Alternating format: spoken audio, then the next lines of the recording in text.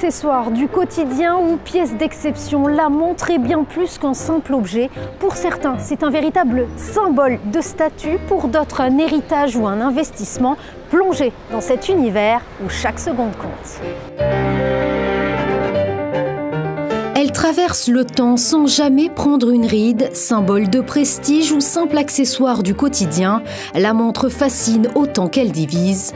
Entre les stars en quête de modèles introuvables, les passionnés qui traquent la pièce rare, les boutiques qui redonnent vie aux garde-temps d'exception et les enseignes accessibles à tous, l'horlogerie est un monde à plusieurs vitesses. Acheter une montre d'occasion, c'est parfois accéder à un modèle introuvable et lui offrir une seconde vie. Le début d'une marque, les plus anciennes sont les montres, les plus proches ils sont à la créance ou existence de la marque, les plus sont recherchés par les collectionneurs. Et des fois même par les marques même qui les rachètent pour leur musée.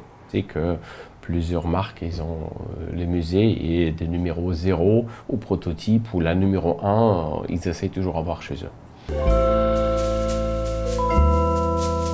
Ce qui fait la valeur d'une montre dans ce cercle très fermé, une combinaison subtile de plusieurs éléments, la rareté du modèle, sa provenance, les matériaux, mais surtout son histoire. Pour certains, la valeur d'une montre, c'est le métaux précieux dans lequel elle a été travaillée.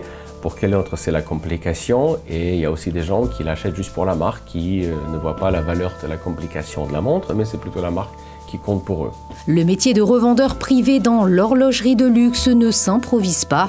Il repose sur un réseau solide bâti au fil des années, où chaque pièce d'exception circule en toute discrétion.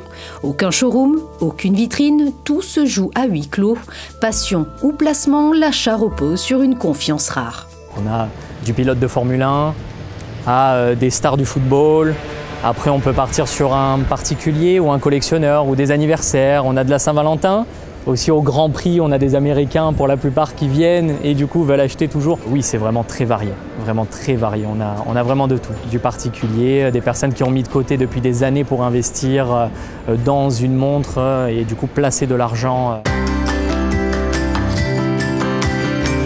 Dans les rayons de cette boutique de montres bon marché, la clientèle est aussi diverse que ses attentes.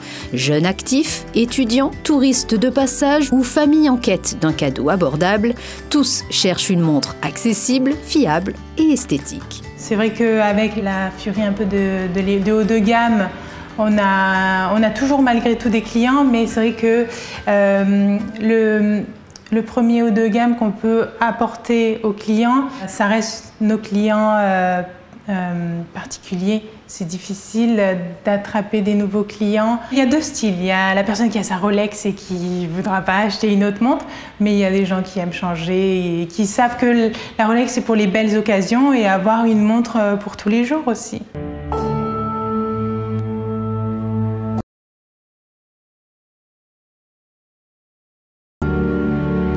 Le profil des acheteurs change. Une nouvelle génération, jeune et internationale, rejoint les collectionneurs classiques. Venus de la tech ou des métiers créatifs, elle privilégie les pièces rares, discrètes, choisies avec sens et réflexion. La tendance aujourd'hui, c'est rester un peu plus calme.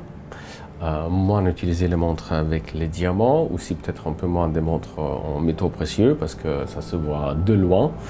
Et aussi dans l'aspect de la sécurité, des fois, c'est pas la meilleure décision d'avoir une montre très chère en or au poignet qui attire de loin. C'est pour ça que la tendance va quand même si ce sont des métaux précieux comme la platine ou l'or blanc, ça reste des métaux qui sont blancs, qui n'attirent pas de suite l'œil en étant or jaune ou or rose. Autrefois, marqueur social par excellence, la montre de luxe ne se porte plus uniquement pour briller. Si elle reste un symbole de réussite, elle est de plus en plus perçue comme un objet de transmission, un compagnon de vie. Il y a des gens qui le voient comme investissement et il y a des autres qui le voient quand même pour un statut social qui est quand même très important dans la société aujourd'hui, surtout là où on est à Monaco, on ne peut pas les nier.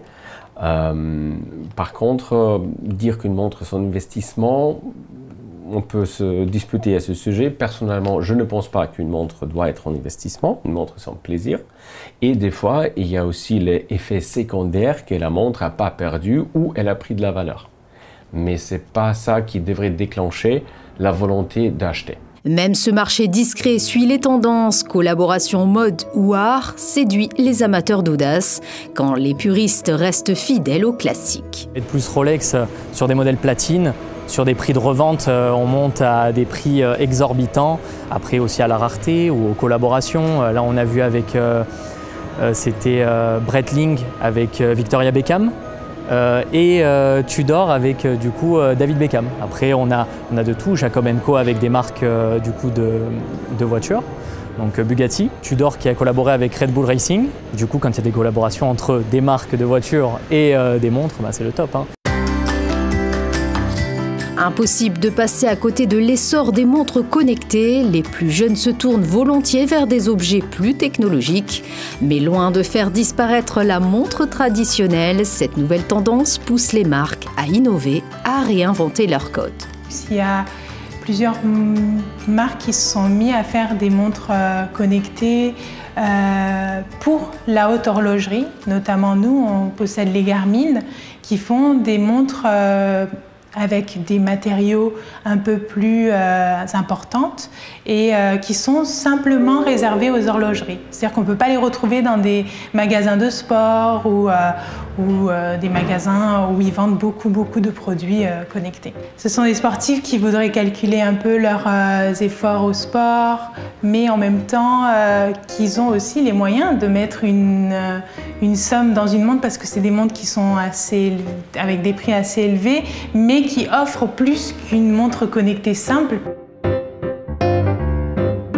Que l'on cherche une montre pour son élégance, sa technologie ou son histoire, une chose est sûre, elle reste un objet intemporel qui traverse les générations.